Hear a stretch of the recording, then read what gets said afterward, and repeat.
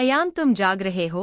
मायरा ने जब उसे बेड पर करवट बदलते देखा तो उसने पूछा। अयान ने करवट बदलकर उसकी तरफ देखा। वो अब सकपका गई तभी उसने सवाल कर दिया, क्या हो गया? डिस्टर्ब हो क्या, मैं चला जाऊं? हाँ, आई थिंक तुम्हें मेरे बेड पर होने से प्रॉब्लम हो रही है। अयान ने इतना कहा और वो जैसे ही उठने लगा मायरा ने उसका हाथ पकड़ लिया। अयान ने ठहर कर उसकी तरफ देखा तो वो अब बुरा सा मुंह बनाकर बोली, मैंने कब कहा है? इतने दिन से देख रही हूं, क्या करना चाह रहे हो तुम? क्या कर दिया है मैंने तुम्हारा? मायरा का गला अब भारी होने लगा था। उसे आदत नहीं थी उससे इग्नोर होने की और आज कल उसे उसकी इन छेड़खानी की आदत लग गई थी। अब अचानक ही उसका व्यवहार बदला तो उसे बुरा लगा। मैंने क्या कहा? गलत तो नहीं कह रहा था, कंफर्टेबल नहीं होती तुम? It's okay Myra, I understand, don't worry. Ayaan ने बहुत नरम से अंदाज में कहा। साथ ही उसने उसकी तरफ भी देखा तो वो अब नम आंखों में उसे देखने लगी। अयान ने जैसे ही अपना हाथ छुड़ाना चाहा मायरा ने अपनी पकड़ कसकर कहा, क्यों ऐसे कर रहे हो तुम? अयान, मैंने क्या कर दिया? I am sorry. मैं ऐसी ही हूं ना, प्लीज इस तरह से मत करो। मायरा की आंखों में अब आंसू तक आ गए थे जो देखकर अयान ने तुरंत उसके पास झुककर उसके आंसुओं को पोंछते हुए उसकी आंखों में गहराई से झांकते हुए कहा, क्या किया मैंने? तुम समझ रही हो चाहती क्या हो? मायरा, जब मैं तुम्हारे पास आता हूं तब तुमको उससे भी परेशानी होती है और जब मैं अब ये नहीं कर रहा तब भी परेशानी? अयान ने उसके आंसुओं को पोंछकर दूर होते हुए कहा, मत उलझाओ यार, मुझे पता नहीं तुम भी ना चाहती क्या हो, मुझे समझ नहीं आ रहा है। वो अब जैसे ही उससे दूर होने लगा उसका हाथ पकड़कर मायरा ने उसे रोक लिया। जवाब के इंतजार में अयान लगातार उसकी आंखों में देखता रहा। उसकी नजर उस पर ही टिकी हुई थी। मायरा की तरफ देखते अयान ने बहुत ही धीमी आवाज में कहा, बहुत बेवकूफ हो तुम, रहने दो, नहीं समझोगी, आई नो इट्स ओके। वो थक सा गया था, आखिर मायरा कुछ समझ ही कहाँ रही थी। अयान को देखती मायरा ने जब ये सुना उसकी आंखें अब फिर से भर गई। उसने अपनी भरी आंखों से उसे देखकर कहा, तुम्हें मैं पागल नजर आती हूं ना? अभी कुछ टाइम पहले तक तुम इतना ऐसी चीप चीप हरकतें कर रहे थे, मेरे से बात करते थे, अब तुम्हारे पास टाइम नहीं रहता। आई नो तुम्हें लगता है मुझे फर्क नहीं पड़ता पर मुझे आदत हो गई है तुम्हारी। अयान, ऐसे मत बिहेव किया करो ना यार। मायरा की आवाज और गला दोनों भारी हो गया था। उसकी आंखों में नमी थी जो देखकर अयान ने उसकी तरफ झुककर उसके आंसुओं को पोंछते हुए एकदम ही प्यार से कहा, तुम्हें लगता है मैं ऐसा कर सकता हूं? मायरा, मेरे लिए टफ है यार, तुम तो प्यार भी नहीं करती ना मुझसे, खैर चलो, आदत तो हुई तुम्हें मेरी। अयान ने कहा और हल्की सी मुस्कान के साथ उसे देखने लगा। मायरा ने जब प्यार वाली बात सुनी अयान की आंखों में एक अजीब सा खालीपन नजर आया था। अयान आयम, उसने जैसे ही कुछ कहना चाहा अयान ने उसके होठों पर अपने हाथों को रख दिया। वो एकटक उसकी आंखों में देखता हुआ बोला, रिलैक्स रिलैक्स।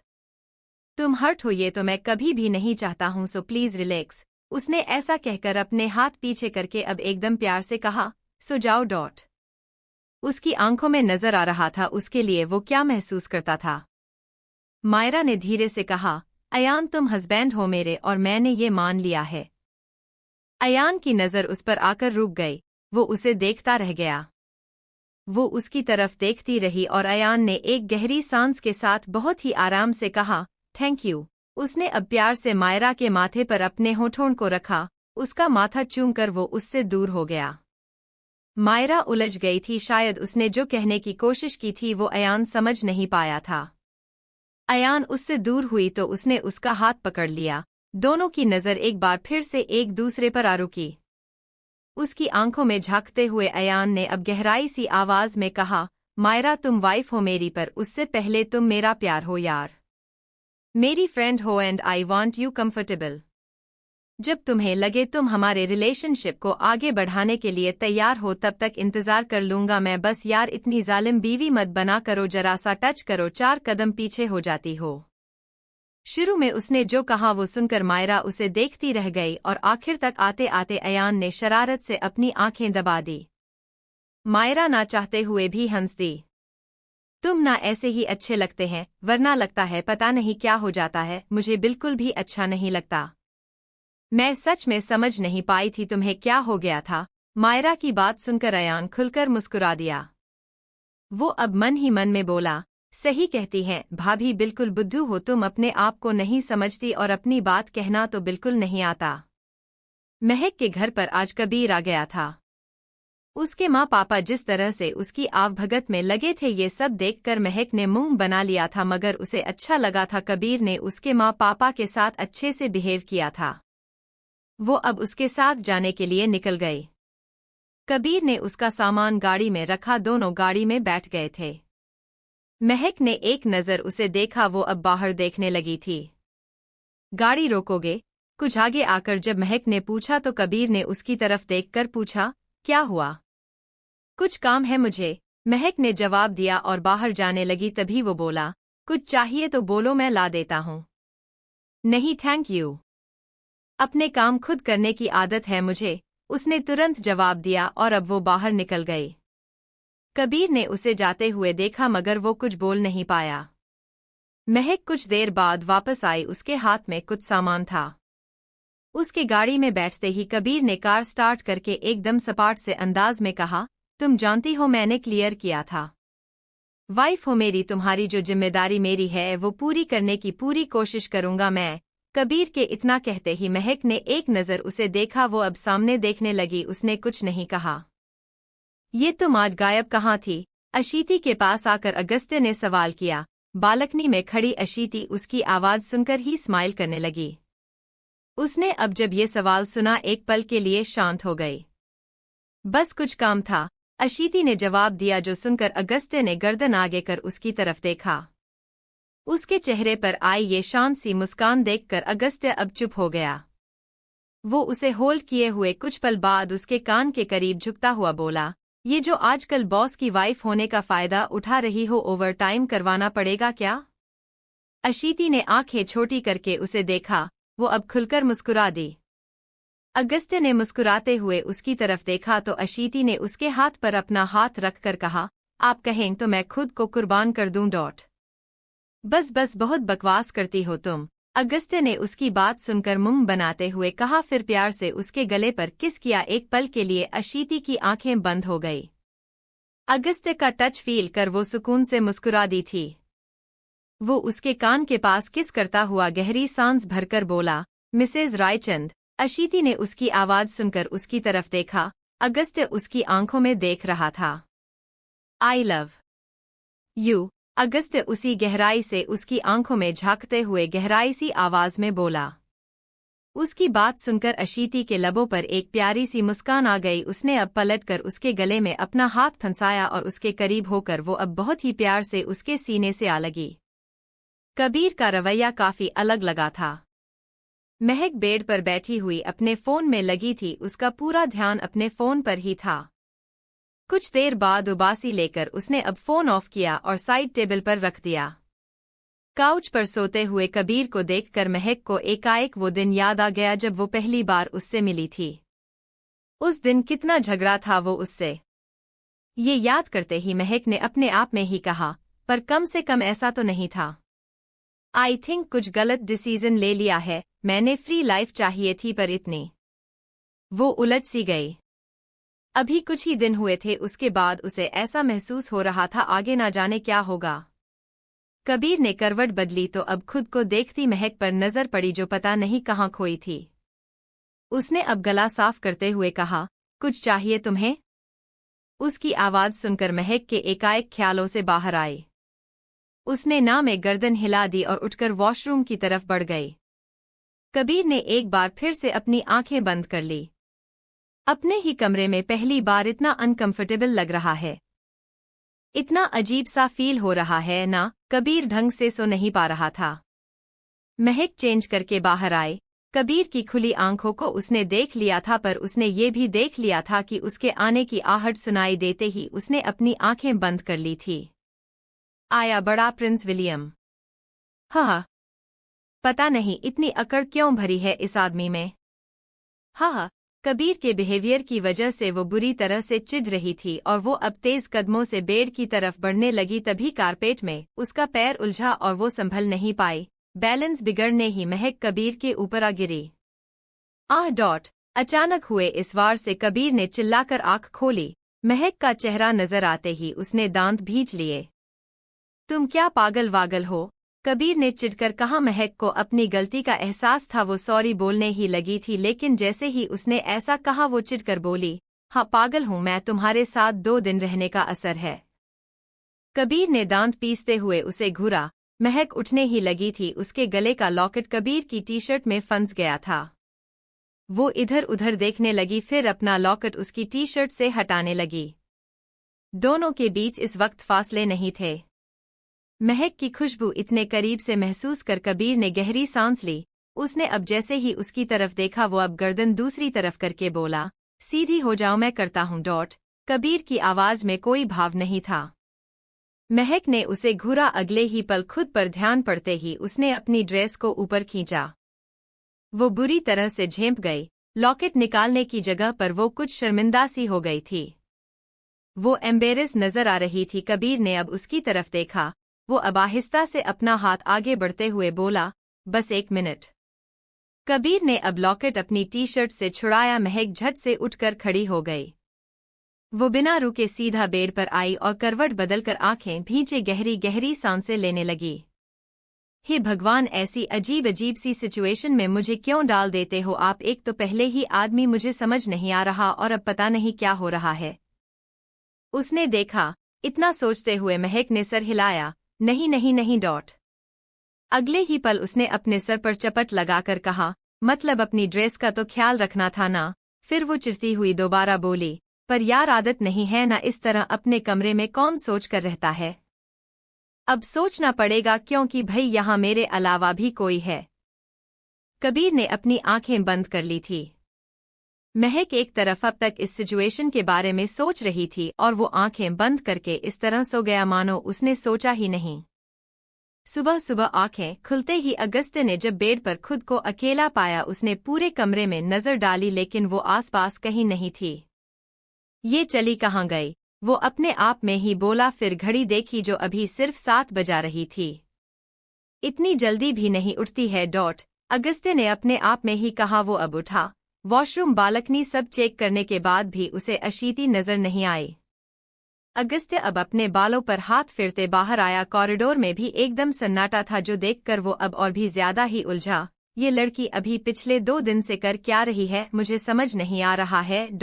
अगस्त्य ने सर झटका। उसने अपना फोन निकाला और वो उसका नंबर डायल करने ही वाला था, तभी नोटिफिकेशन पर नजर पड़ी और अब एकदम ही मैसेज देखकर वो ठहर सा गया। ओह गॉड, मैं भूल कैसे गया, उसने अपने आप में ही कहा और अब वो सर पकड़ता हुआ बड़बड़ाया। मतलब उसे याद था। उसने नीचे आकर अशीति को तलाशा, वो कहीं उसे नजर ही नहीं आ रही थी। अगस्त्य रसोई में आया। सरिता जी को देखकर उसने पूछा, चाची अशीति कहाँ है? सरिता जी एक पल को उसकी आवाज सुनकर चौंक गई। उसने अब जैसे ही अपना सवाल किया, उनके लबों पर अपने आप एक स्माइल आ गई। बेटा मुझे कैसे पता होगा? अभी तो आई हूँ, तू बताना अशीति कहाँ है? सरिता जी ने उल्टा सवाल कर दिया, जो सुनते ही अगस्त्य अब एक पल की चुप्पी के बाद एकदम ही कुछ सोचते हुए अगस्त्य ने अपना फोन निकाला। वो एक नंबर डायल करने ही लगा था, तभी सरिता जी ने सर हिलाते हुए जवाब दिया, रुक जा बेटा, आ जाएगी, गई है बाहर, कुछ काम है उसे। अब अपनी चाची की बात सुनकर अगस्त्य ठहर गया। उसने उनको देखकर फोन रखा। अजीब है, इस रायचंद फैमिली के लोग, इतनी तो इन सबको मेरी नहीं। पूछा तो बताया नहीं। वो चिढ़ता हुआ सा बड़बड़ा कर वहां से निकल गया। उसको इस तरह से देखकर सरिता के लबों पर एक प्यारी सी मुस्कान आ गई थी। वो अपने आप में ही बोली, सच कहते हैं ईश्वर की मर्जी सबसे ठीक होती है। बस मेरा बच्चा खुश रहे। बहुत कुछ देख लिया है, कम से कम अब जिंदगी में थोड़ा चैन मिला है इसे। अगस्त्य रेडी तक हो गया था। अशीति अब तक नहीं आई थी, जिसकी वजह से वो चिढ़ा हुआ था। उसने नीचे आते ही सीधा अपनी चाची की तरफ देखा। सरिता जी ने मुस्कुराते हुए जवाब दिया, आ जाऊंगी अगस्त्य। वो कितना परेशान हो जाता है। मायरा ये सब सुनकर एकदम ही अब हंसकर बोली, जीजू उसको तो वैसे ही नहीं आता आपके बिना रहना। अगस्त्य ने एक सरसरी निगाह उन सब पर डाली और वो अब निकल गया। उसके जाते ही सब मुस्कुरा दिए थे। अविनाश जी के चेहरे पर एक सुकून था। मायरा के साथ अयान भी निकल गया। सरिता जी ने ससुर की तरफ देखकर पूछा, क्या हुआ बाऊजी? बस कुछ सुकून सा महसूस होता है कभी कभी इसे इस तरह से देखकर, वो बोले और राहत की सांस ली तो सरिता जी ने मुस्कुराते हुए जवाब दिया, ये सब अशीति के उसके साथ होने की वजह से हो रहा है। अगस्त्य ऑफिस आ गया था। वो अशीति की वजह से एकदम चिढ़ सा गया था। अपने केबिन में आते ही उसने अपना फोन निकालकर उसका नंबर डायल किया, answer the call damn it dot. अशीति ने जब अब भी कॉल नहीं रिसीव की तो अगस्त्य ने चिढ़कर फोन एकदम ही कुछ गुस्से के साथ टेबल पर पटका। वो अब अपनी जगह पर बैठा, लैपटॉप ओपन करने के बाद भी ध्यान लग ही नहीं पा रहा था। उसके जहन में बार बार अशीति का ही ख्याल आ रहा था। अगस्त्य की मीटिंग की जिसके लिए उसने खुद को तैयार किया, वो अब निकल गया था। उसके जहन में बार बार अशीति का ही ख्याल आ रहा था और इतनी देर में उसने कितनी डाल उसे कॉल की पर कोई रिस्पांस नहीं मिला। पता नहीं ये लड़की समझती क्या है खुद को, वो चिढ़ता हुआ सा अपने आप में ही बोला। शाम होने को थी और वो अब तक उसके सामने नहीं आई थी। अगस्त्य मीटिंग के बाद अब अशीति के नंबर से उसका पता करता हुआ रायचंद मेंशन पहुंचा। गाड़ी पार्क कर कार से बाहर आते ही उसने बड़बड़ाकर अपने आप में ही कहा, इतने घंटे से मुझे पागल बनाकर अब घर में क्या कर रही है ये लड़की? आज उसे अशीति पर गुस्सा आ रहा था। उसने जैसे ही अंदर कदम रखा घर का माहौल देखकर वो शांत हो गया। कुछ घर वालों के अलावा यहाँ कोई नहीं था और एकदम सिंपल डेकोरेशन के बाद भी आज रायचंद मेंशन एकदम अलग लग रहा था। अशीति, अगस्त्य ने जैसे ही इतना कहा उसके इतना कहते ही उसे अशीति नजर आई। डार्क ब्लू कलर की साड़ी में वो आज एकदम प्यारी सी लग रही थी। अगस्त्य उसे देखते ही शांत पड़ गया, दिल तेज धड़कता हुआ महसूस हुआ मगर उसने अब नाराज सी एक नज़र उस पर डाली। सब लोग उनको विश करने लगे। सबके बीच इस छोटी सी सेलिब्रेशन में वो एकदम चुप था। उसकी फैमिली और अशीति दोनों ही जानते थे अगस्त्य को सेलिब्रेट करना पसंद नहीं, इस बात का ख्याल रखा गया था। क्या है ये सब? अगस्त्य ने उसे अब अकेला देखते ही उसकी बाह को पकड़कर उसे अपनी तरफ खींचकर कहा। अशीति ने आंखें छोटी छोटी करके उसको देखा, नाराज ना मुझे होना चाहिए डियर पतिदेव। आपको हमारी एनिवर्सरी याद तक नहीं है, उसने नाराजगी से कहा और उसकी ये बात सुनकर अगस्त्य ने जैसे ही कुछ कहना चाहा वो उसे घूरकर नाराजगी से बोली, मैं नाराज हूँ आपसे, इतना इम्पोर्टेंट डे आप भूल गए हैं। अगस्त्य ने जैसे ही कुछ कहना चाहा अयान ने गला साफ करते हुए कहा, भाई भाभी ये हॉल है आपका बेडरूम नहीं। अशीति एकदम ही अब हड़बड़ाकर उससे दूर हो गई। अयान हंसकर उन दोनों को देखने लगा। अशीति अब मुस्कुराते हुए वहां से निकल गई। अयान को इस तरह से स्माइल करते देखकर अगस्त्य ने उसे घूरा, भाई भाई मैं गलत टाइम पर आया मगर कोई और आता तो शायद आप घूरते नहीं, एम्बेरस हो जाते। अगस्त्य ने अयान को अब बुरी तरह से घूरकर अपने आप में ही बड़बड़ाकर कहा, इस घर में किसी को चैन नहीं है, मेरी बीवी नहीं हो गई, इन लोगों का ऑक्सीजन हो गई, हर समय किसी ना किसी को काम ही होता है। वो चिढ़ता हुआ सा बड़बड़ाकर आगे बढ़ गया।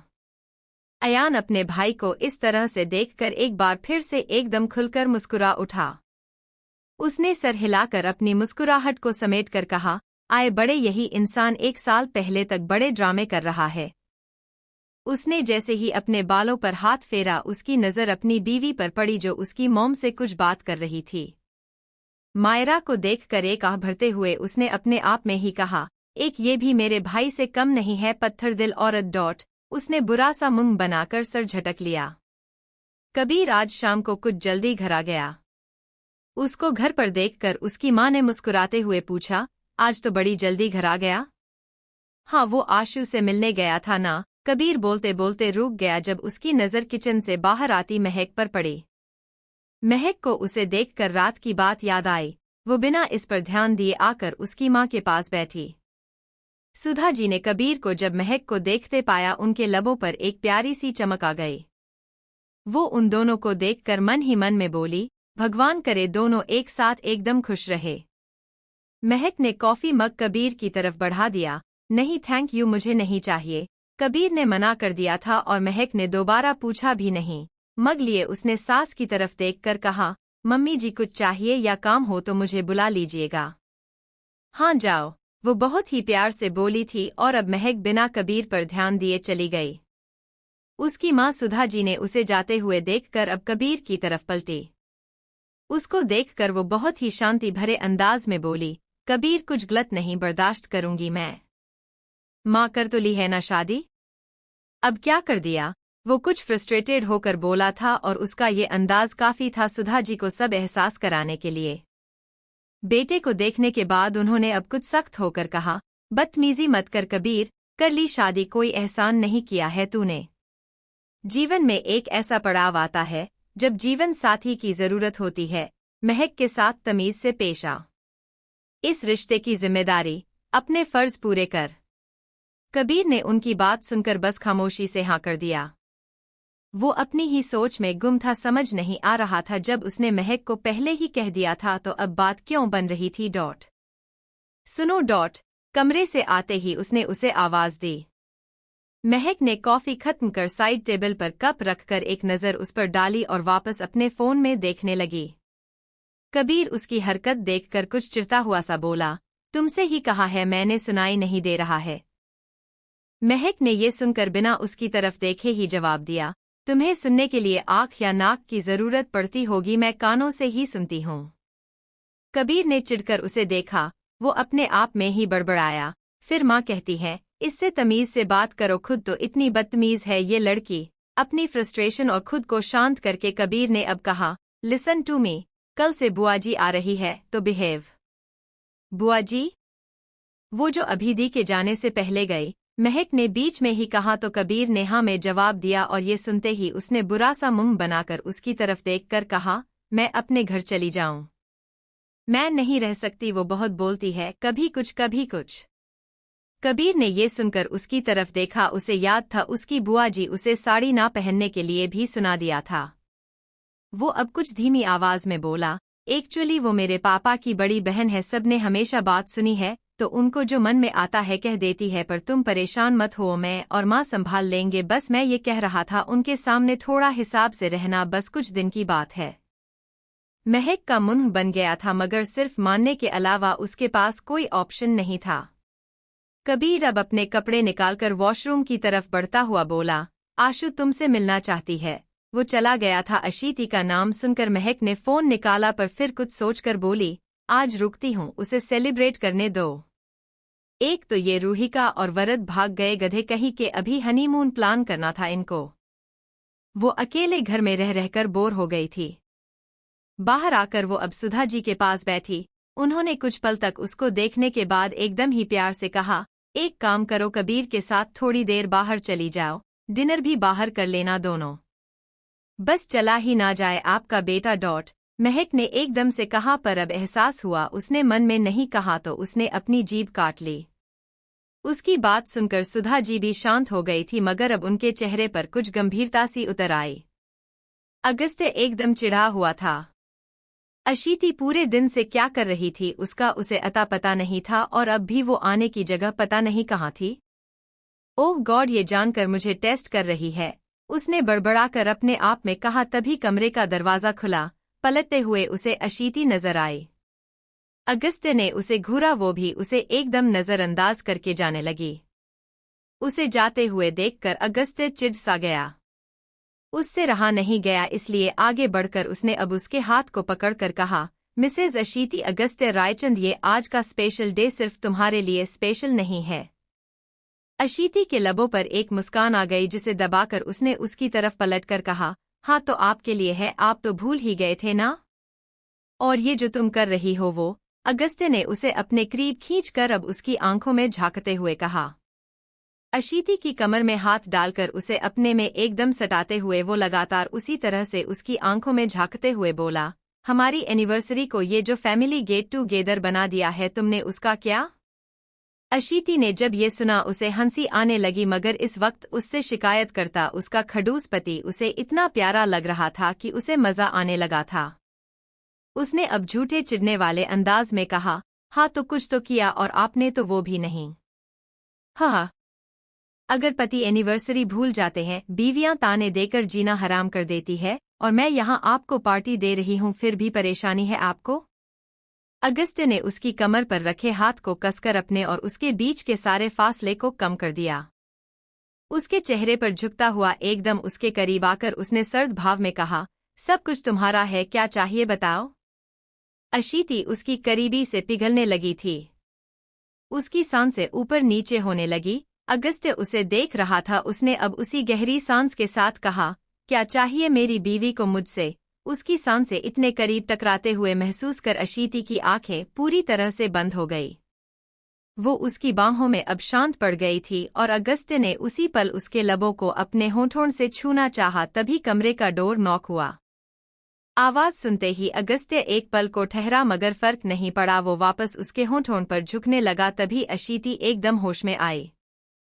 अगस्त्य के लब उसके होंठों को छूते उससे पहले ही फिर से दरवाजा नॉक हुआ और अशीति ने भी उसे धकेलकर कुछ पीछे करके कहा, बाहर आइए, इंतजार कर रही हूँ। वो अब एक नज़र उस पर डालकर चली गई। अगस्त्य ने चिढ़कर गहरी सांस भरी। पता नहीं होता क्या है इसको, इस तरह से कौन एनिवर्सरी सेलिब्रेट करता है? वो बाहर आया। अशीति को आसपास ना देखकर उसने सर हिलाया। तभी अयान ने कहा, भाई भाई भाभी बाहर आपका वेट कर रही है। अयान के इतना कहते ही उसने एक नज़र उसे देखा और अब वो बाहर चला गया। अगस्त्य बाहर आया। वो कार के पास खड़ी नजर आई। वो जैसे ही उधर आया, अशीति ने ड्राइविंग सीट के बगल वाला डोर बहुत ही आराम से उसके लिए खोला। उसके ऐसा करते ही अगस्त्य ने सवालिया निगाहों से उसे देखा। Please have a seat mister Raichand. अशीति के इतना कहते ही अगस्त्य ने एक नज़र उसे देखा। वो अब कार में बैठा तो वो भी आकर दूसरी तरफ बैठी। कार ड्राइव करने वाली हो तुम? अगस्त्य के सवाल करते ही अशीति ने उसकी तरफ देखकर कहा, कोई परेशानी है? आहा, कहीं आपको डर तो नहीं लग रहा? आपको और आपकी गाड़ी को ठोक दूंगी। अशीति ने अपनी स्माइल को छिपाकर कुछ सीरियस से अंदाज में कहा। अगस्त्य ने आंखें छोटी करके उसे देखा। वो अब उसके हाथ पर हाथ रखता हुआ बोला, ठोक ही तुम चलेगा? अशीति इतना सुनते ही खिलखिलाकर हंस पड़ी। अपनी माँ के कहने पर कबीर को महक के साथ बाहर आना पड़ा था।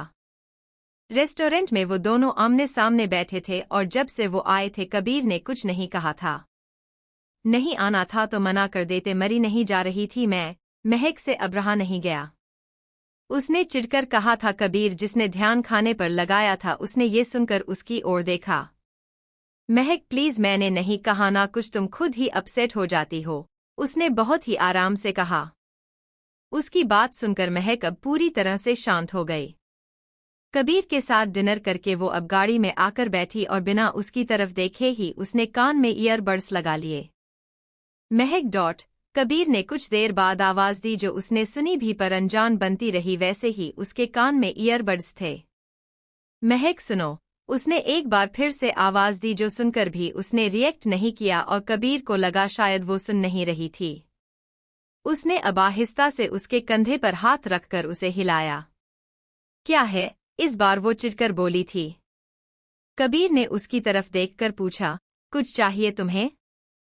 महक ने ये सुनकर उसकी तरफ देखा। वो अब चिढ़े हुए अंदाज में बोली, नो थैंक्स। पैसे, हाथ पाँव सब है, कुछ चाहिए होगा तो ले लूंगी, तुम्हें फिक्र करने की जरूरत नहीं है। ओह गॉड, सच में तुमसे बात नहीं की जा सकती। I thought you don't need you think anything for me. महक ने भी बीच में ही उसकी बात को कुछ चिढ़न के साथ काटा। वो बुरी तरह से चिढ़ गई थी। कबीर भी उसकी बात सुनकर बुरी तरह से दांत पीसकर चुप हो गया। उसने अपने आप में कहा, सच में बात करने के लायक नहीं है ये लड़की। अशीति ने जैसे ही कार रोकी, अगस्त्य ने बाहर देखा। उसने कुछ कहना चाहा तभी वो बोली, चलिए पहले इधर ना, बहुत लोग हैं जिनसे मिलवाना है मुझे आपको। अच्छे से सेलिब्रेट करेंगे हम अपना दिन। अगस्त्य ने इतना सुनते ही उसे बुरी तरह से घूरकर देखा। अशीति सीट बेल्ट निकालकर बाहर आई। वो चिढ़ गया था। अशीति ने कार का डोर ओपन किया। अगस्त्य ने उसे घूरकर कहा, ये जो तुमने किया है भूलने नहीं वाला मैं। फैमिली, तुम्हारे फ्रेंड्स मिल लिए ना, अब क्या नौटंकी है? उसको इस तरह से चिढ़ते हुए देखकर अशीति मन ही मन मुस्कुरा दी। उसने अब एकदम प्यार से कहा, मेरे लिए इतना नहीं कर सकते हो आप? अगस्त्य ने गहरी सांस भरी, उसका हाथ थामे वो बाहर आया। आसपास एकदम शांति थी। उसने अब अशीति की तरफ देखा। वो मुस्कुराते हुए उसकी तरफ देखकर बोली, चलिए ना पतिदेव। वो उसके साथ आगे बढ़ रहा था।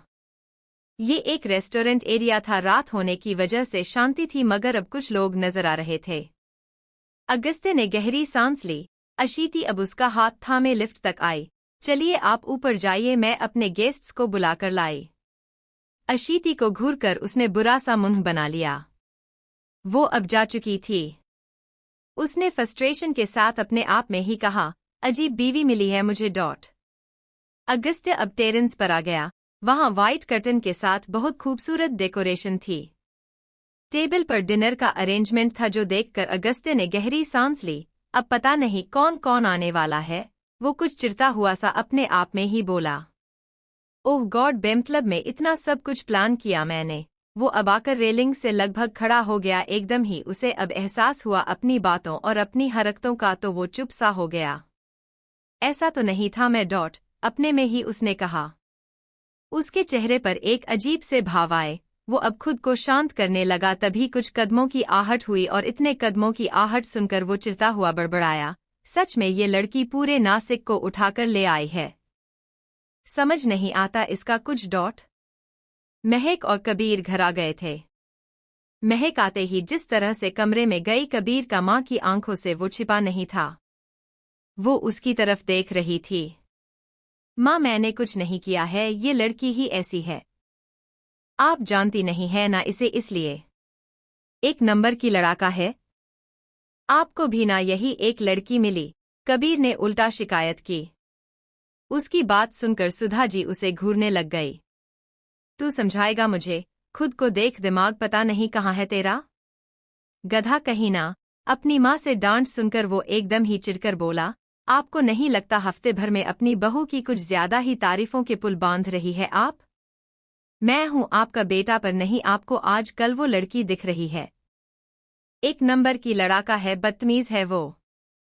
कबीर फ्रस्ट्रेटेड था, उसकी आवाज में भी ये पता चल रहा था। उसने अब मुंह बनाया और जाने लगा। तभी एक सख्त और रोबदार आवाज आई, तो शादी क्यों की ऐसी लड़की से फिर? ये आवाज सुनते ही कबीर के चेहरे पर रंग उतर गया और उसकी मां अब उसे और भी बुरी तरह से घूरने लग गई थी। बुआ जी को देखते ही कबीर तुरंत बोला, नहीं नहीं, ऐसी कोई बात नहीं है। उसकी बुआ जी ने ये सुनकर उसको घूरा। फिर वो अब उसकी मां की तरफ देखकर बोली, भाभी बता रही हूँ, बहुत ही नालायक बेटा हो गया है हमारा, ऊपर से तुमने बहू भी चुनकर निकाली है। सुधा जी ने मुस्कुराते हुए कहा, दीदी अभी तो इस घर में आई है, सब नया नया है ना उसके लिए। बुआ जी ने उनकी बात सुनकर मुंह बनाकर कहा, भई अब तुम जाओ, मुझे अभी सोने ही दो, तुम्हारी बहू को फुर्सत नहीं कि आकर हाल चाल पूछे। उन्होंने इतना कहा ही था, तभी उनकी नज़र महक पर पड़ी। महक को देखते ही उनकी भौहें तन गई। वो घुटनों तक की नाइट ड्रेस में थी। उसे देखते ही अब उन्होंने सुधा जी की तरफ देखा। महक ने आकर उनके पाँव छुए तो बुआ जी ने उसके सर पर हाथ रखकर कहा, ईश्वर बुद्धि दे, लगता है अब तक अपने बचपने से नहीं निकली हमारी बहू रानी, बचपन की फ्रॉक पहनकर आ गई। महक ने जैसे ही ये सुना उसका मुंह खुल गया। वो अब अपने आप को कंट्रोल करते हुए बोली, बुआ जी वो मैं कमरे में थी ना, बस पानी लेने आई थी, रात को तो चलता है ना। महक की बात सुनकर बुआ जी ने सर हिलाया, अच्छा चलो एक कप चाय ही पिला दो हमको।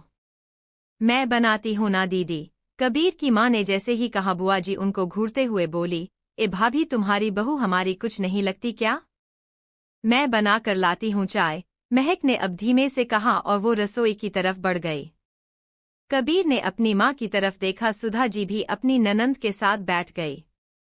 कबीर की नज़र रसोई पर गई। वो अपने आप में ही बड़बड़ाया, उस लड़की को देखकर लगता नहीं पानी उबालने के अलावा कुछ आता होगा उसे।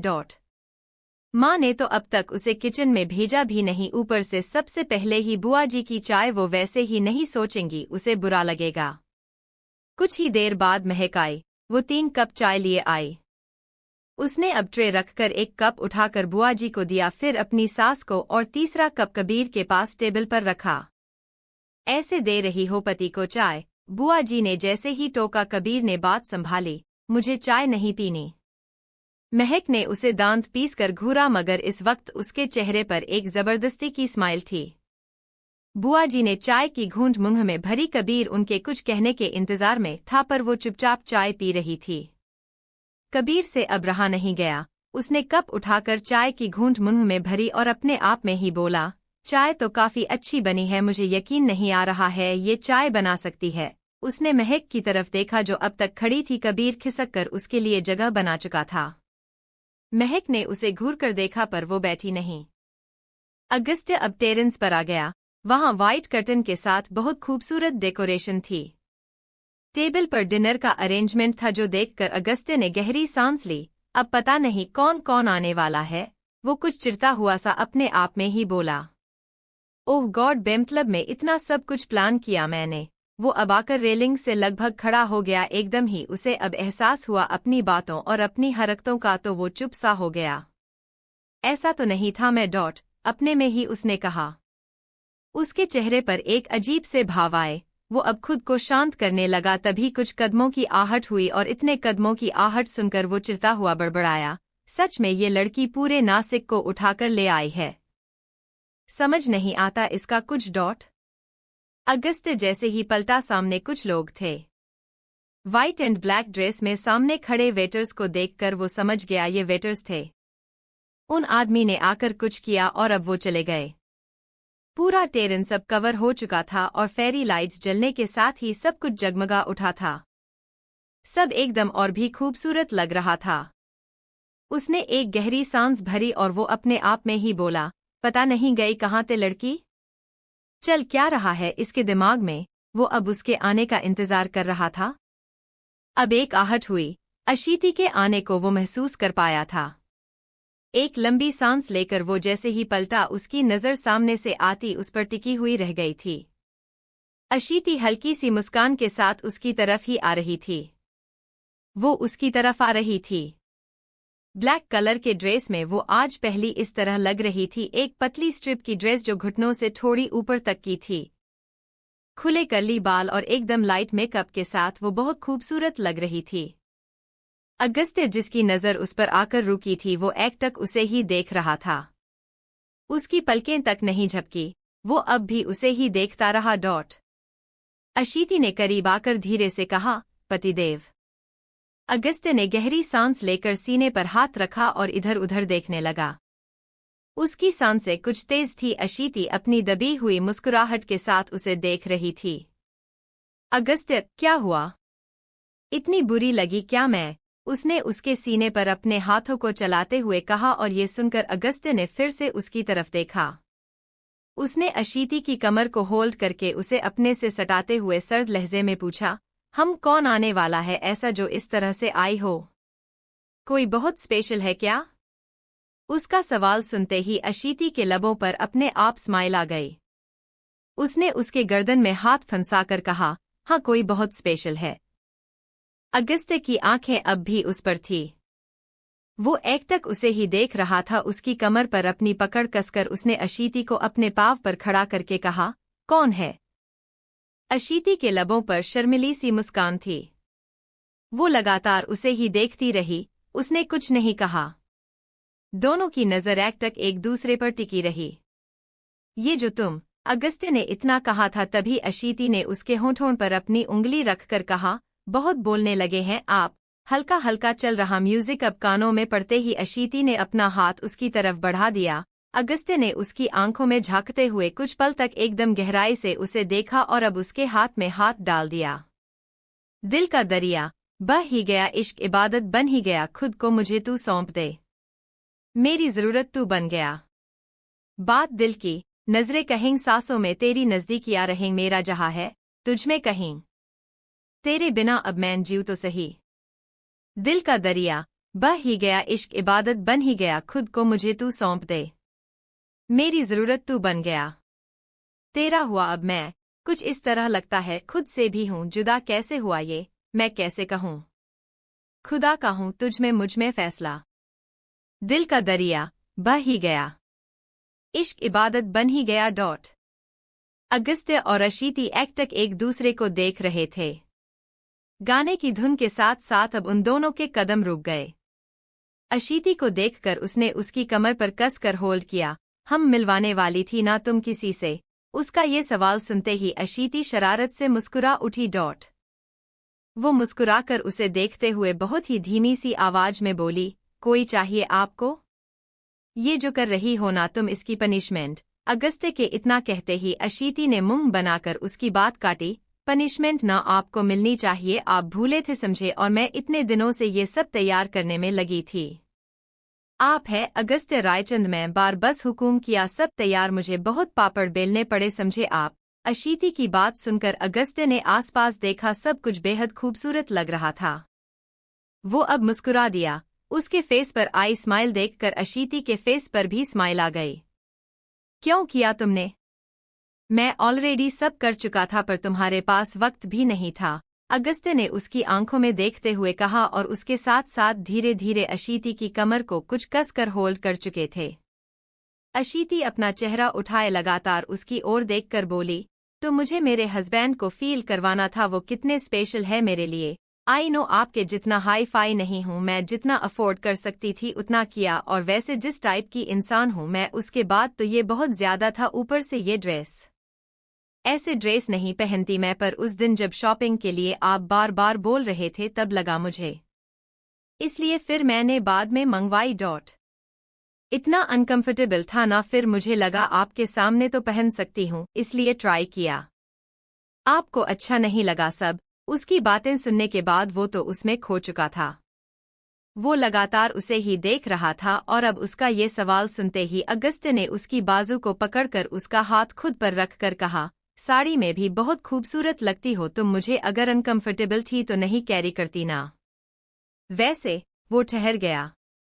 अशीति ने गहराई से उसके आंखों में झांका। अगस्त्य ने अपना माथा उसके माथे से जोड़कर बहुत ही गहराई सी आवाज में कहा, एकदम अलग लग रही हो, मैंने इमेजिन नहीं किया था तुम इस तरह से कभी सामने भी आओगी। अशीति शर्मा गई। उसको ब्लश करते देखकर अगस्त्य भी हल्का सा हंस दिया। वो नजरें उठाए उसे देखकर बोली, आप चाहते थे, मुझे लगा था कोई नहीं, मैं ना बस 2 मिनट में आई चेंज करके। ऐसा कहकर उसने जैसे ही खुद को छुड़ाना चाहा, अगस्त्य ने अपनी बाह को उसकी कमर पर एकदम कसकर कहा, अच्छा तुम्हें लगता है अब तुम जा पाओगी? वैसे सुनो। अशीति ने जैसे ही उसे देखा वो उसके कान पर झुकता हुआ बोला, तुम्हें मेहनत करने की जरूरत नहीं, पहनने का काम कर लिया, बाकी मैं कर लूंगा। उसने शरारत से अपनी आंख दबाई। आंखें फैलने के साथ साथ अशीति एकदम शर्म से लाल हो गई। अगस्त्य ने उसकी कमर पर जैसे ही पकड़ ढीली की उसने कहा, पहले ना आप डिनर कीजिए, मैं खुद बनाना अरेंज किया है। 2-3 दिन से लगी थी और आज भी खाना बनाती रही हूं मैं आपके लिए। यार तुम भी ना। अगस्त्य को आदत नहीं थी, ये लड़की सच में उसे हद से ज्यादा ही बदल रही थी। उसने उसकी तरफ देखा, वो उसका हाथ थामे उसे लेकर आई। टेबल पर खाना लगा था, उसने अब चहकते हुए कहा, मटर पुलाव आपको पसंद है, और गाजर का हलवा वो भी बनाया मैंने, दाल तड़का और भिड़ी मसाला। ये रही चाप और ये कढ़ाई पनीर। आपको डाइट का ख्याल रखना है तो ये सोया सैलेड और आपके वो पत्ते भी, और हाँ मीठे में गाजर के हलवे के अलावा कुछ नहीं है। अगस्त्य आंखें फाड़े उसे देखता रह गया। उसने अब गला तर करके कहा, ये तुम इतना सब कुछ किस खुशी में कर रही थी? कम ऑन अशीति, तुम जानती हो मैं इतना खाने को लेकर। अशीति ने मुंह बनाकर उसे देखकर कहा, टेस्ट कीजिए आप। मुझे तो चाइनीज स्ट्रीट फूड सब बहुत पसंद है, पर ये सिंपल घर का खाना आपकी वजह से रेडी किया है मैंने, और आपको देखो। अगस्त्य उसे देखता हुआ एकदम खुलकर मुस्कुरा दिया। उसने अब चम्मच उठाकर एक निवाला मुंह में भरते हुए कहा, खाना एकदम चाची की तरह बनाती हो, मुझे उनके अलावा किसी के हाथ के खाने की आदत नहीं, इसलिए जब बाहर जाता था वो परेशान हो जाती थी। हाँ पता है, मुझे बताया चाची ने, तभी तो उनसे रेसिपी लेती हूँ, उसने खुश होकर बताया। अगस्त्य ने उसका हाथ पकड़कर उसे अब अपने लैप पर बैठाया। वो उसको खिलाते हुए बोला, इतना सब करने की क्या जरूरत थी यार? आप समझिए ना, for me you are my everything. Mr Agastya Raichand, आप ना अशीति शर्मा की जिंदगी का एक परमानेंट हिस्सा हो, और वो हिस्सा जिसके बिना मैं खुद को इमेजिन भी नहीं कर सकती। आई लव यू द मोस्ट पतिदेव। उसने एकदम चहकती सी तेज आवाज में खुलकर अपने प्यार का इजहार किया और अगस्त्य उसकी बात सुनकर उसकी तरफ देखता रहा। And I love you more Mrs Raichand, Agastya ने उसके गाल पर अपने होंठों को रख कर कहा। बुआ जी जब तक सोने के लिए नहीं गई महक बाहर ही थी। उसकी ड्रेस को लेकर वो बार बार बोल चुकी थी जो उसे बिल्कुल भी अच्छा नहीं लगा था। अजीब परेशानी है? मम्मी जी इतनी अच्छी है और एक ये बुआ जी आते ही शुरू। महक कमरे में आकर बुरी तरह से चिढ़ गई थी। वो अब जैसे ही पलटी सामने कबीर को देखकर वो चिढ़ सी गई। कबीर ने अंदर आकर दरवाजा बंद करते हुए कहा, चाय बनाने आती है तुम्हें? तुम्हारा भरता भी बहुत अच्छे से बना सकती हूँ मैं, उसने चिढ़कर कहा। वो बेड पर आकर सीधा करवट बदलकर लेट गई। कबीर ने कुछ पल तक उसे देखा, फिर अपने आप में ही बड़बड़ाया। बुआ जी की बातों से शायद ज्यादा ही चिढ़ गई। महक बेड पर करवट बदलकर लेट गई, उसकी आंखें बंद कर ली थी मगर वो इस वक्त एकदम बुरी तरह से चिढ़ सी गई थी। महक बस कुछ दिन की बात है, बुआ जी थोड़ी ऐसी ही है, वो बस आदत है ना उनको।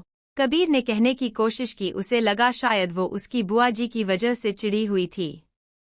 महक ने उसकी आवाज सुनते ही पलटकर अब उसे घूर कर देखा और एकदम ही बोली, तुम मेरा दिमाग मत खराब करो, मुझे भी पता है फैमिली का मतलब कुछ होता है, अब मेरा दिमाग खराब करना बंद करो। कबीर उसे देखता रह गया। वो पलटकर वापस अपनी जगह पर लेट गई। वो उसे अजीब से अंदाज में देखता रह गया। महक तो करवट करके लेट गई थी पर वो उसे देखता रह गया। मेरे कमरे पर इस तरह से हक जमाए बैठी है, ऊपर से बात देखो, कबीर ने चिढ़कर कहा और वो काउच आकर बैठा। पैर नीचे आ रहे थे। उसने चिढ़कर महक को देखा जो उसके बेड पर एकदम पसरकर आराम से सो रही थी। और फिर इसके नखरे नहीं खत्म हो रहे हैं। बदतमीज लड़की है पूरी की पूरी, पता नहीं माँ को क्या दिखता है इसमें। अगस्त्य और अशीति डिनर के बाद अब कमरे में थे। उसको देखकर वो बोला, हम तो अब बस मैं चेंज करके आती हूँ, फिर चलते हैं घर। अशीति इतना कहकर एक प्यारी सी मुस्कान के साथ वॉशरूम की तरफ बढ़ने लगी थी, तभी कदम अपने आप ही ठहर गए थे। अगस्त्य ने उनके बीच के फासले को कम किया। वो उसके करीब आ गया। अशीति का हाथ छोड़कर उसने उसे कमर से होल्ड करके कहा, कहाँ जाना है अब? कोई और रहता है? वो उसके स्पर्श को महसूस कर वैसे ही थम सी गई थी और अगस्त्य ने करीब आकर अब जैसे ही उसके कंधे पर अपना चेहरा टिकाया, उसकी आंखें एक पल के लिए बंद हो गई। हम बोलो, अगस्त्य ने उसकी तरफ देखकर एकदम ही सर्द से अंदाज में कहा। अशीति ने एक गहरी सांस लेकर उसकी तरफ देखा। उसके लबों पर एक छोटी सी स्माइल आ गई। अगस्त्य ने अब जैसे ही पकड़ ढीली की वो उसकी तरफ पलटी। वो उसके करीब आकर उसके गले में अपने हाथ डालकर उन दोनों के फासले को खत्म कर चुकी थी। हम कहिए, मिलना है आपको किसी से? वो भी जानकर शरारत कर रही थी और उसकी ये हरकत अगस्त्य से अनजान नहीं थी। उसने उसे करीब खींच लिया और उसके कान के पास कुछ कहा जो सुनते ही अशीति ब्लश करने लगी। अपने होठों को दबाकर उसने उसे देखा। अगस्त्य ने उसे अपनी बाहों में उठाकर बहुत ही सर्द भाव से कहा, तुम हो काफी है ना? वो मुस्कुराकर उसके गले में अपनी बाहें डाल गई। अशीति को अपनी बाहों में लिए अगस्त्य की नज़र उस पर थी। वो भी एकटक खोई हुई सी उसकी तरफ ही देख रही थी। दोनों इस वक्त एकदम करीब थे और वो ना बोलने वाला शख्स उसके सामने लगातार बोलता जा रहा था। तुमने आज सच में बहुत गलत किया है, समझी तुम, और इसके लिए ना मैं बहुत ज्यादा नाराज हूँ। अगस्त्य ने अब नाराजगी जताई। उसके इतना कहते ही अशीति ना चाहते हुए भी मुस्कुरा दी, मगर अपनी मुस्कुराहट को उसने 2 पल में छिपा लिया था।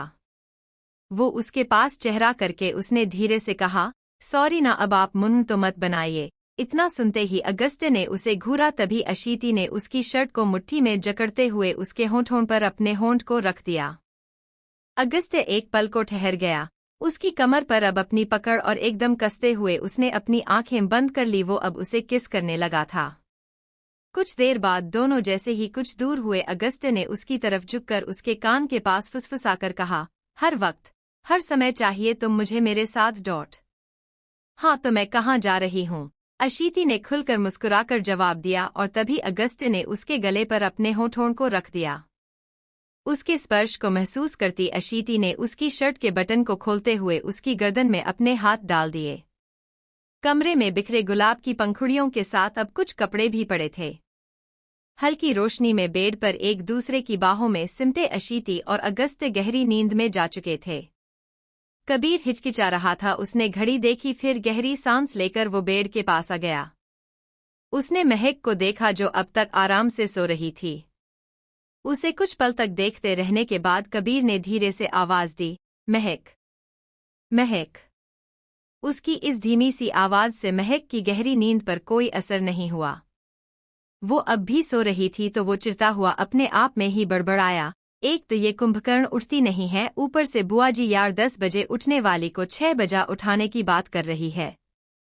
उसे समझ नहीं आया वो महक को किस तरह से उठाए और अब उसके कंधे पर हाथ रखकर कबीर ने उसे जैसे ही हिलाया अपनी नींद खराब होने से चिड़ी महक ने एकदम उसका हाथ झटका, एक कौन हो भाई? कबीर ने अजीब सा मुंह बनाया। उसकी आंखें अब भी बंद थी। बड़ा सा मुंह खोलकर वो उबासी ले रही थी। महक को देखकर उसने कहा, मैडम भाई नहीं हूं मैं आपका, हम मेरा मोह। बाबू कॉफी लेकर आना तब उठेंगे। उसने उसी तरह से उबासी लेकर कहा। वो अब वापस से लेटने लगी तभी कबीर ने उसकी बाह को पकड़कर कहा, नींद से बाहर की दुनिया देखो। भाई नहीं पति हूं तुम्हारा कबीर सिंघानिया। उठो बुआ जी बुला रही है तुमको। महक जो अब तक नींद में थी, इतना सुनते ही उसने हड़बड़ाकर कहा, बुआ जी नहीं मैं नहीं जा रही हूं डॉट। महक प्लीज रेडी हो जाओ, कबीर ने कहा। और अब जब वो उठ गई थी तब उसे भी राहत मिली थी। मयूर ऑफिस से घर आ रहा था। चेहरे पर एक अजीब सा उलझन थी। घर आते ही उसने दरवाजा बजाया। उसकी माँ ने दरवाजा खोला तो वो अंदर आ गया। क्या हो गया मयूर? मुंह क्यों बना है तेरा आज? कविता जी ने सवाल किया, पर अपनी माँ की बात सुनकर उसने तुरंत ही हल्की सी मुस्कान के साथ जवाब दिया, कुछ भी नहीं हुआ है माँ, बस कुछ काम था ना इसलिए। वो अंदर हॉल में आकर बैठ गया। मुकेश जी भी इस वक्त यही बैठे हुए थे। मयूर को पानी देकर कविता जी उसके पास ही आकर बैठते हुए बोली, वैसे पता है ये जो बगल में नए पड़ोसी आए हैं बहुत अच्छे लोग हैं। मुकेश जी मुस्कुरा दिए, जबकि अपनी माँ की बात सुनकर एकदम ही मयूर के चेहरे पर आए भाव बदलने लगे, पर उसने किसी तरह से खुद को नॉर्मल किए हुए उनको देखा। वो अब कुछ ही देर बाद यहाँ से निकलकर कमरे में आ गया। ओह गॉड, अब क्या करूं मैं? ऐसे तो बात बहुत बढ़ जाएगी, घर में पता चला तो सब मार डालेंगे मुझे। मयूर ने अंदर आते ही अपने आप में ही कहा। उसके चेहरे पर इस वक्त एक अजीब सी घबराहट सी आ गई थी। मयूर ने सर झटका तभी कविता जी ने आवाज लगाई, आया माँ डॉट। उसने तेज आवाज में कहा।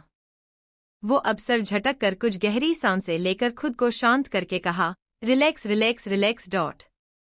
बुआ जी आज पूरे दिन घर पर ही थी। कबीर के आते ही उन्होंने उसे हॉल में बैठा लिया। उसकी माँ भी आ गई थी।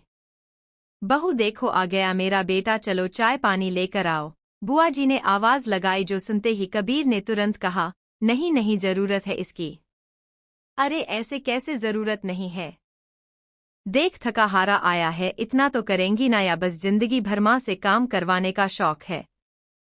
ये आजकल के लड़के ऐसे ही है, अपनी बीवी आए तो चाय पानी कुछ नहीं चाहिए इनको, बस इनकी बीवी को किचन में ना जाना पड़े। बुआ जी भला कहाँ शांत रहती, उन्होंने उसे भी सुना दिया। कुछ ही देर बाद महक आई। ट्रे लिए आ रही महक पर जब कबीर की नजर पड़ी वो कुछ हैरान सा रह गया। डार्क मरून कलर की बनारसी साड़ी में वो एकदम नई नवेली दुल्हन की तरह तैयार थी। लगभग महीना भर होने को था और आज उसने पहली बार उसे ऐसे देखा था।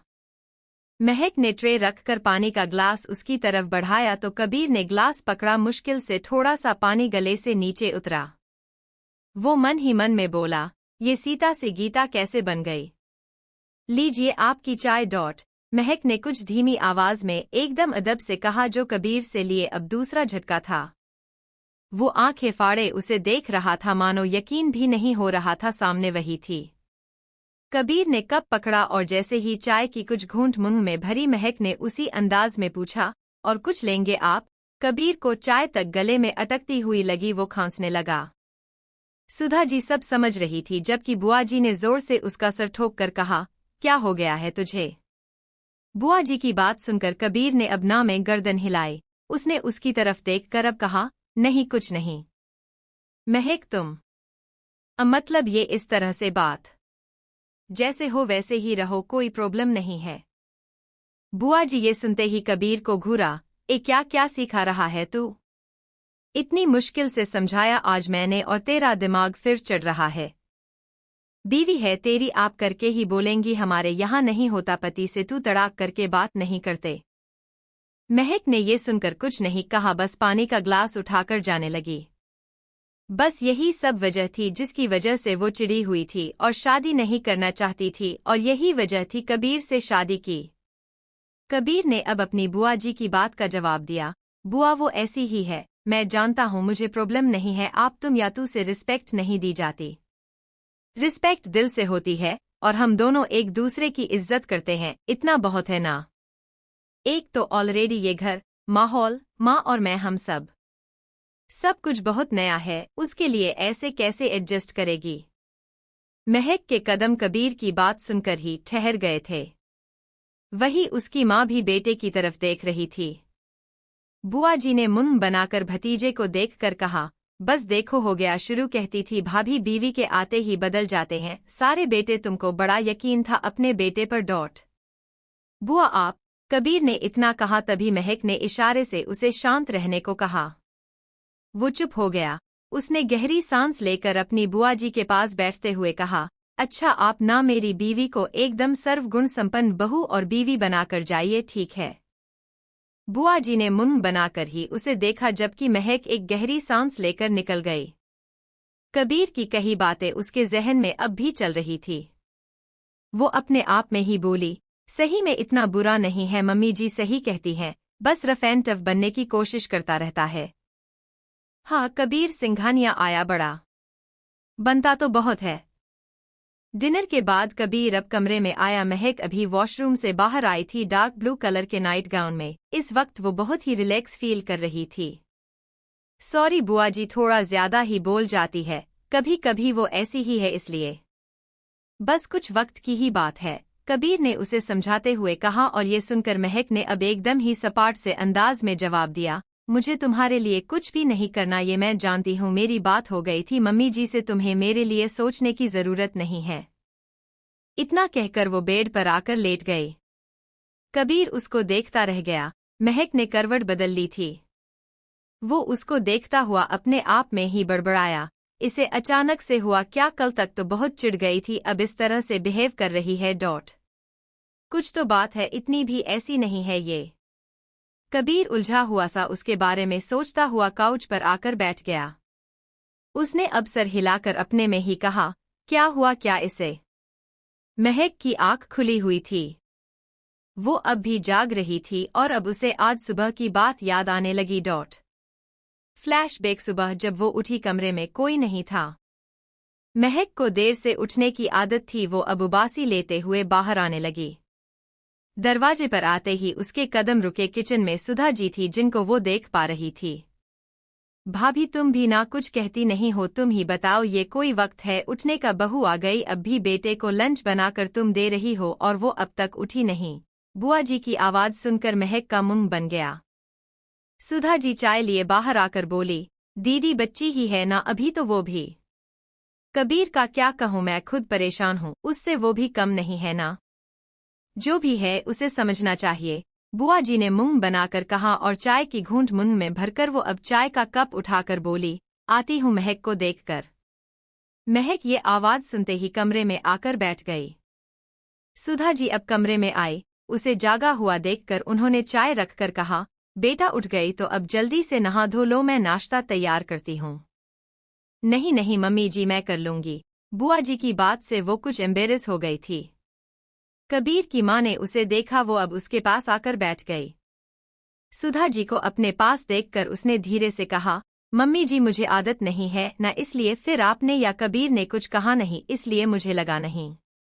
आई एम सॉरी, मैं अब से ध्यान रखूंगी। उसे बुरा लगा था। उसकी आंखों में आंसू भरने लगे थे। सुधा जी ने उसके गाल को छूकर प्यार से कहा, धत बेटी है तू मेरी पूजा भी जब शादी के बाद गई थी ऐसी ही थी। बेटा वो जो दीदी है ना, उनको आदत नहीं, इसलिए कहती है ज्यादा मत सोच। एक काम कर, नहाकर तैयार हो जा तू। जी। थैंक यू सो मच, आप बहुत अच्छी है। अब आप भी बताइए ना, जब वो मुझसे बात ही नहीं करता तो मैं क्या करूं? महक को आदत थी जो उसके मन में रहता वो कह देने की, अब भी उसने सब उनको कह दिया। उसकी बात सुनकर कबीर की मां शांत पड़ गई। एक गहरी सांस लेकर वो बोली, वो बस ऐसा नहीं था, रितिका से बहुत प्यार करता था, वो चली गई तब से ऐसा हो गया है। महक एकदम हैरान सी हो गई। उसे अब समझ आया था कबीर से इस तरह से बिहेवियर का, ओह मतलब तभी इतना ऐसे बिहेव करता है। बेटा सब ठीक हो जाएगा, बस वक्त दो एक दूसरे को, और बस दीदी की बात पर ध्यान मत देना, बहुत आदत हो गई है, उनको अच्छा नहीं लगता ना कुछ कहना बड़ी है। सुधा जी ने धीमी सी आवाज में कहा तो महक ने गर्दन हिलाई, आप परेशान मत होइए, मैं ध्यान रखूंगी। साड़ी पहन लेना आज। लंच बना लेगी तू? सुधा जी ने पूछा तो उसने गर्दन हिला दी और फिर उसके बाद वो काम में लग गई थी, मगर दिमाग में वही बात चल रही थी। महक कबीर की आवाज सुनकर वो एकदम ही अब अपने ख्याल से बाहर आए। उसने गर्दन घुमाकर देखा तो पाया वो सामने था। कबीर ने कॉफी मग उसकी तरफ बढ़ाया तो वो मुंह बनाती हुई उठकर बैठ गई। उसने मग पकड़ते हुए पूछा, अचानक से क्या हुआ तुम्हें? बस कॉफी पीनी थी, सोचा तुम्हारे लिए भी बना दूं। वो काउच पर आकर बैठ गया और कॉफी की सिप बढ़ते हुए उसने कहा, तुम अपने घर चली जाओ, कुछ दिनों के लिए मैं बात कर लूंगा बुआ जी से। महक ने उसे घूरते हुए कहा, तुमने मुझे समझा क्या है?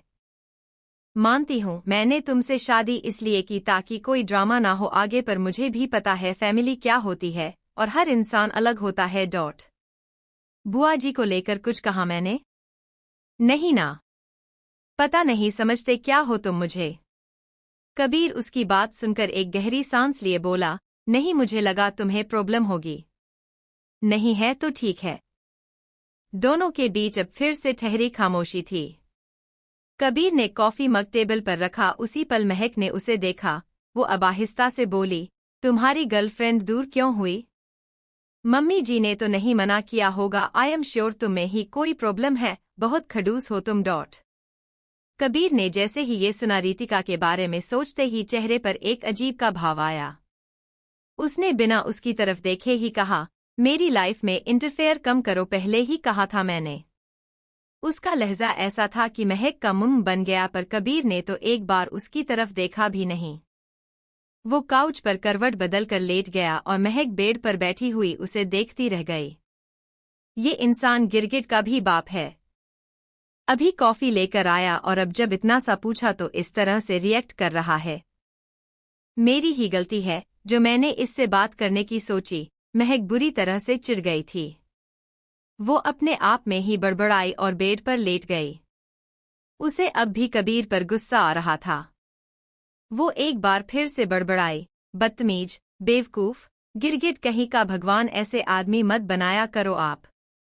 मेरी जिंदगी की बैंड बजा दी है मैंने इस आदमी से शादी करके। कबीर को खूब सुनाते हुए वो कब नींद की आगोश में चली गई उसे खुद को भी पता नहीं चला। मायरा, मायरा यार सुनो ना।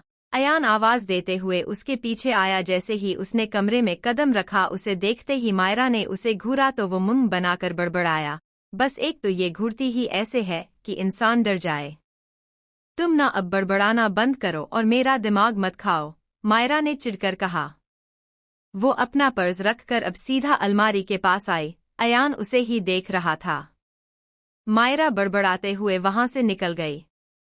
वॉशरूम का दरवाजा बंद होने की आवाज सुनते ही अयान ने एक गहरी सांस ली। आज वो कैफे में किसी फीमेल फ्रेंड के साथ था और जब अचानक मायरा मिली तब उसके सामने आ गया। वो उसकी एक्स गर्लफ्रेंड थी, बस तब से वो इसी तरह से आई थी।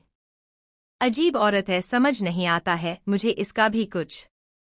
खुद ही कुछ। एकदम ही बोलते बोलते अयान अब रुक गया। उसके चेहरे पर एक स्माइल आ गई। मायरा कुछ देर बाद जैसे ही बाहर आई अयान की आवाज कान में पड़ी, यार सुन तो लो। तुम अपनी आयशा को ही सुनाओ, मुझे नहीं सुनना कुछ। मायरा ने एकदम ही इरिटेट होकर जवाब दिया। उसकी बात सुनकर अयान ने सर झटका और वो टॉवल रखकर अब जैसे ही बाहर निकलने लगी अयान ने कलाई पकड़ी। Ayaan leave my hand right now, Myra ने कुछ गुस्से से कहा, पर उसका हाथ छोड़ने की जगह अयान ने उसका हाथ पकड़कर उसे अपनी तरफ खींच लिया। मायरा ने उसे घूर कर देखा पर वो एकदम शांत नजरों से उसे देख रहा था। मायरा कुछ शांत पड़ी। अयान ने उसके चेहरे पर आ रहे बालों को पीछे करके कहा, क्या फर्क पड़ता है? तुम्हारे लिए मैं हूं ही क्या? तुम्हें तो प्यार भी नहीं है ना मुझसे, फिर कोई मुझे हक करे, किस करे या मेरी लाइफ में आए, क्या फर्क पड़ता है? अयान ने जानकर कहा था पर ये सुनते ही मायरा अब एकदम बुरी तरह से उसे घूरने लगी थी। तुम्हें तो फर्क नहीं पड़ता चाहिए।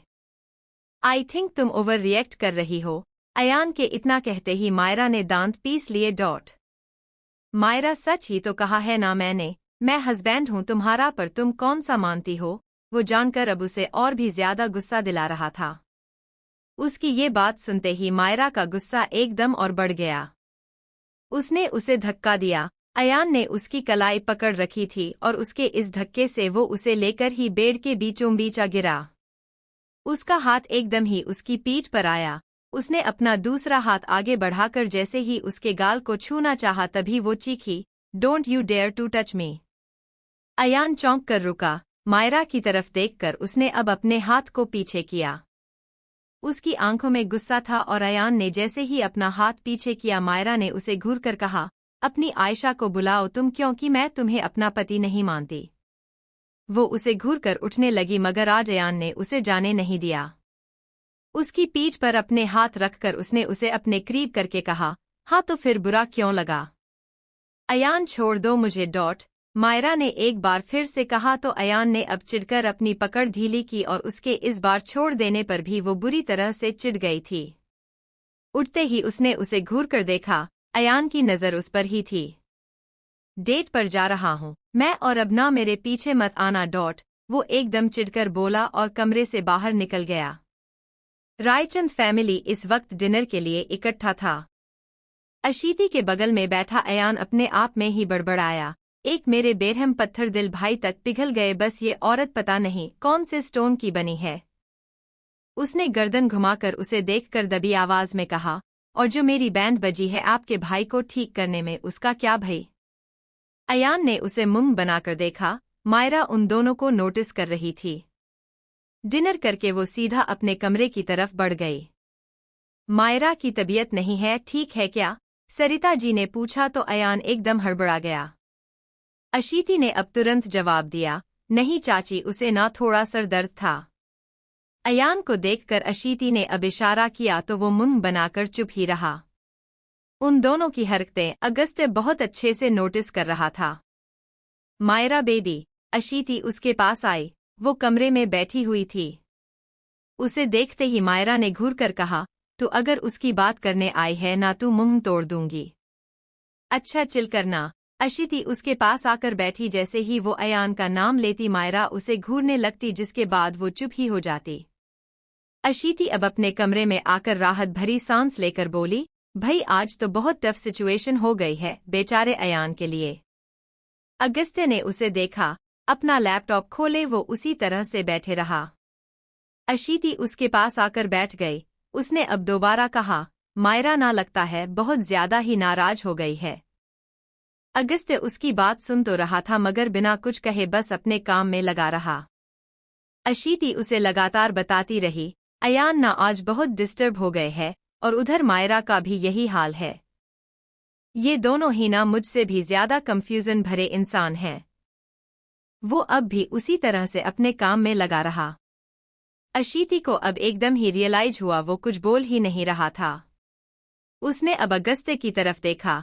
उसे काम में लगा देखते ही वो बुरी तरह से चिढ़ गई। बस इसलिए मुझे ना कभी कभी मन करता है आपके इस लैपटॉप को उठाकर इतनी जोर से पटक दूं कि बस काम का ना रहे ये, उसने एकदम चिढ़कर कहा था। अगस्त्य ने ये सुनकर उसकी तरफ देखा, क्यों, क्या हो गया? वो अब बुरी तरह से चिढ़ी, क्या हो गया? इतनी देर से बात कर रही हूं और आपको क्या हो गया कि पड़ी है? मैं ही पागल हूं, सच में आप जैसा इंसान कभी सुधर नहीं सकता है। मैं पागल तो हूं।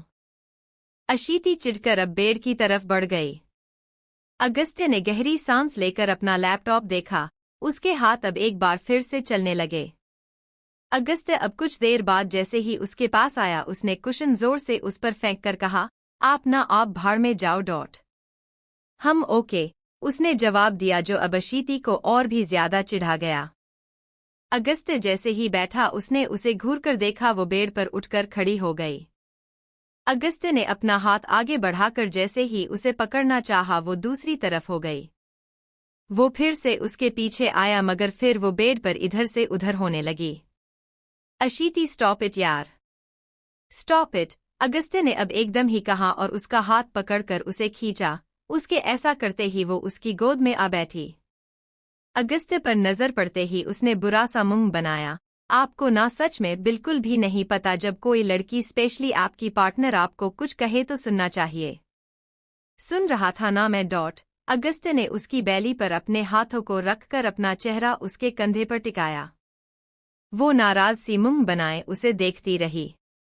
अशीति कम ऑन, मैं क्या करूंगा, उनका पर्सनल मैटर है ना, अगस्त्य ने उसकी इस तरह की नजर देखकर कहा, जिस पर वो चिड़ी हुई सी बोली, हाँ तो मैंने कब कहा करिए, रहने दीजिए आप।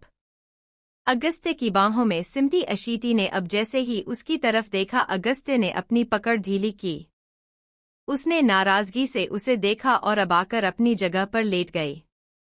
ये और इसके रोज के ड्रामे, अगस्त्य ने उसे देखकर अपने आप में ही कहा। सुबह जब अगस्त्य की आंख खुली वो उसके उठने से पहले ही यहाँ नहीं थी। अगस्त्य ने पूरा कमरा चेक किया मगर वो नजर नहीं आई। अब क्या हुआ इसे, उसने अपने में ही कहा। तभी साइड टेबल पर रखे फोन को देखा। उसने जैसे ही फोन देखा अब सर हिलाकर बोला, अब नया नाटक शुरू। ओह गॉड, कितना रूठती है ये लड़की डॉट। उसने फोन से कुछ किया फिर सर झटकते हुए उठकर वॉशरूम की तरफ बढ़ गया। मयूर ने इतनी सुबह सुबह अशीति को देखा तो कुछ हैरान हुआ।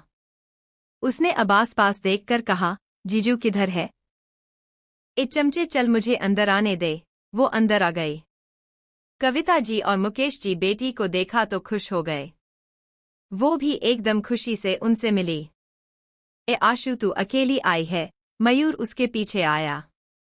अशीति ने उसे घूरकर देखा। कविता जी ने भी अब सवाल किया, हाँ बेटा, दामाद जी नहीं आए?